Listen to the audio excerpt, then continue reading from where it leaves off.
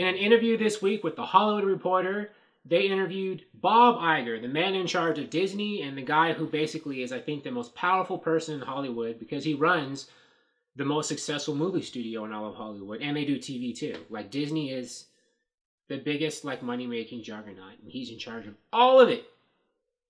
And he said in a recent interview that they're going to cut back on the number of Star Wars movies they will be releasing, from this day forward. They used to do like they were doing like one Star Wars movie a year, but now I don't think they're going to come out that frequently. He talked about this in an interview, and let's read his quote, and then I'll say what I think it means. I mean, obviously, his reason that he's giving is they think that having a Star Wars movie every year in light of Solo's underperformance is diluting the brand, and people, I guess Star Wars isn't strong enough to support a movie every year the way that other franchises are. That's the way he's thinking, but I don't really know if that's the reason why Star Wars is maybe in trouble right now. But let's just get to his quote. I made the timing decision, and as I look back, I think the mistake that I made, I take the blame, was a little too much too fast. You can expect some slowdown, but that doesn't mean we're not going to make films. J.J. Abrams is busy making Episode 9. We have creative entities, including Game of Thrones creators David Benioff and D.B. Weiss, who are developing sagas of their own, which we haven't been specific about. And we are just at the point where we're going to start making decisions about what comes next after JJ's. But I think we're going to be a little more careful about volume and timing. And the buck stops here on that. So he doesn't say what they're going to be doing specifically, but just that fewer movies, not one a year, maybe one every other year, or one every 2 years. I have no idea. I do think it's interesting that he didn't mention Rian Johnson's trilogy. He just mentioned, the ones the Game of Thrones guys are doing. And I think that, it's better to go forward with them first, or completely, and not Rian Johnson at all. Not after he ruined Luke Skywalker in The Last Jedi. I'm sorry. I know some people might get tired of me complaining about that, and other people like me complaining. But I really think that he messed up with The Last Jedi, him and Kathleen Kennedy. And, Bob Iger didn't mention Kathleen Kennedy in this quote either.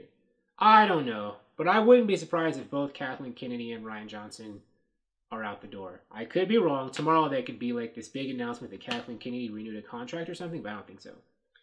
But anyways, basically they're thinking what he's getting at here, or at least what he's saying publicly, is he feels that Star Wars, they're diluting the brand, diluting enthusiasm for the brand by having a Star Wars movie or more every year, which is what they had been doing previously.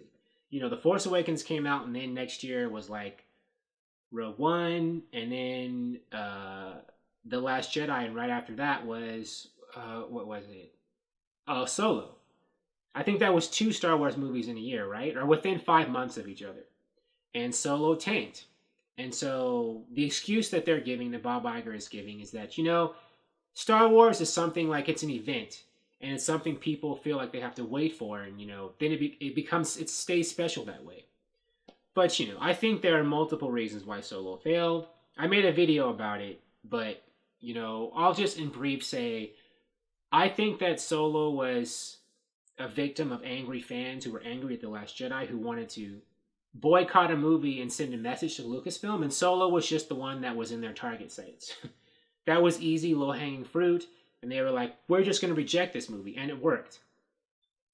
And, Solo was a standalone movie. It didn't seem that important in the larger Star Wars saga. Basically, it was an easy movie to miss. It was less important than others. Not that it wasn't a good movie necessarily, but it just wasn't one that Star Wars fans felt they needed to see. And it was one that came out at a point when Star Wars fans, angry ones, wanted to send a message. But did Lucasfilm and Disney and Bob Iger get the right message? We'll see. I think if they get rid of Kathleen Kennedy and Rian Johnson, that'll be evidence that they are getting the message. But I have no idea. I mean, for what people are saying publicly, it seems like they're still involved, but I don't know.